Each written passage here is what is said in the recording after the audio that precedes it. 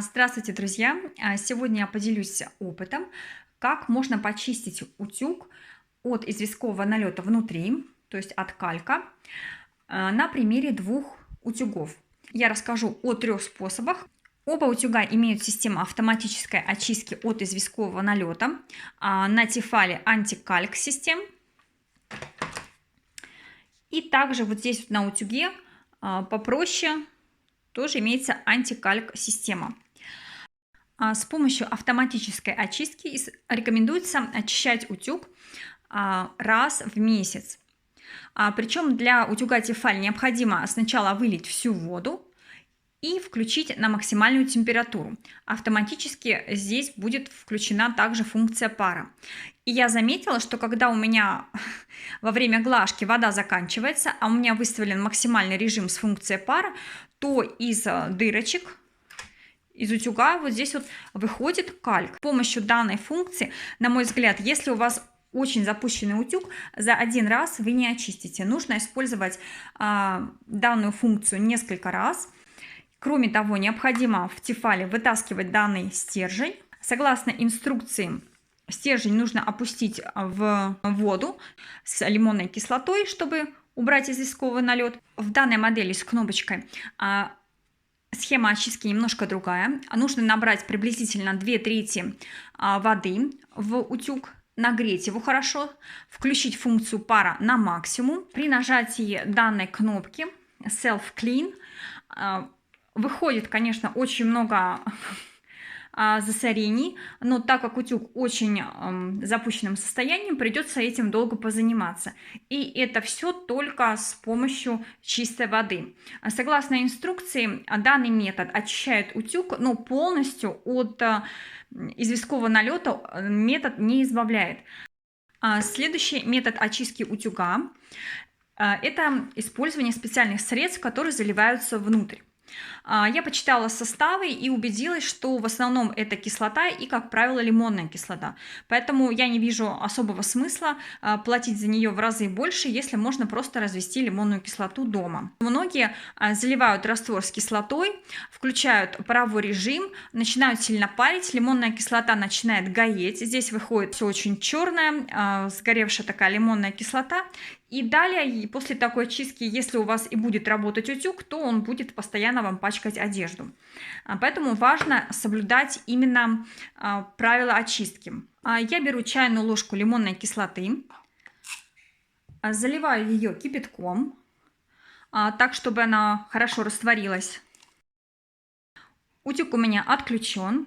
Я наливаю сюда лимонную кислоту в вертикальном положении. Затем нужно нагреть утюг в вертикальном положении и включить функцию пара. А после этого отключить утюг и оставить его в горизонтальном положении, чтобы лимонная кислота прореагировала со всем кальком, который находится внутри. Вот у меня утюг в вертикальном положении, уже начинает что-то выходить. И теперь ставим в горизонтальное положение. Я использую ткань, чтобы капало все на нее, и такую металлическую форму. И отключаю утюг. В таком случае лимонная кислота у вас не будет испаряться, в помещении не будет резкого едкого запаха, который очень вреден для легких и особенно для людей с аллергией. И в таком состоянии утюг нужно оставить приблизительно на 2 часа, чтобы внутри весь кальк, весь этот известковый налет растворился. А затем эту воду нужно вылить в раковину и промыть внутри содержимое обычной водой. И третий метод для тех, кто боится заливать лимонную кислоту внутрь утюга. Можно очистить подошву очень хорошо и вот все выходы. При этом утюг у вас будет хорошо выдавать пар, и также вы избавитесь от вот таких вот потеков. В принципе, этого может быть вполне достаточно. Для этого можно взять обычную форму для выпечки, как у меня, использовать 2 какие-нибудь палочки от суш, либо что-то в этом духе, для того, чтобы утюг не лежал вплотную к форме, то есть был какой-то зазор. И сюда нужно налить воду с лимонной кислотой и при этом заполнить высоту вот буквально до пластика. потому что грязи очень много вот здесь вот в промежутке также. Возможно, вы видите, вот отсюда также вытекает не только из дырочек во время глажки, но и отсюда сверху идет какая-то рыжая вода. Просто залейте горячую воду с лимонной кислотой. Ну, приблизительно 1 чайная ложка на литр воды. Можете сделать чуть более концентрированный раствор и оставить в таком состоянии минут на 20. В моем случае я использую сразу 2 метода. Я залила внутрь лимонную кислоту и также снаружи подошву очищаю. Как вы видите, уже появляются такие подтеки рыжие от самой подошвы. И лимонная кислота активно реагирует с кальком. Вот здесь появляются периодически бульбочки. Важный момент, друзья. В форму я залила кипяток, в котором растворена лимонная кислота. Кипятить ничего не нужно на плите. Горячей воды вполне достаточно. И сам утюг я отключила. Ни в коем случае не держите его включенным в розетку. Друзья, посмотрите, какая грязная вода у меня получилась после очистки утюга. Очень много известкового налета, крупные частицы.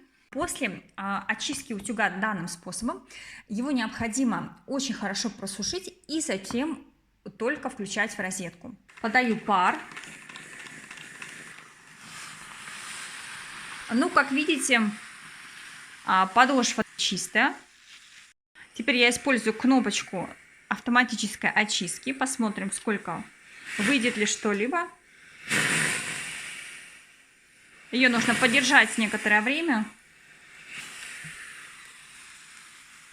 Ну, как видите, маленькие частички все-таки появляются. Но теперь действительно этой кнопкой можно окончательно дочистить утюг, то есть мелкие детали, и можно им спокойно пользоваться. Посмотрим, как утюг теперь гладит на чистой поверхности. Никаких следов не остается. Пар выходит очень хорошо. Смотрите, работает носик. Ну а на этом, друзья, у меня все. Я желаю, чтобы у вас все получилось. И до новых встреч!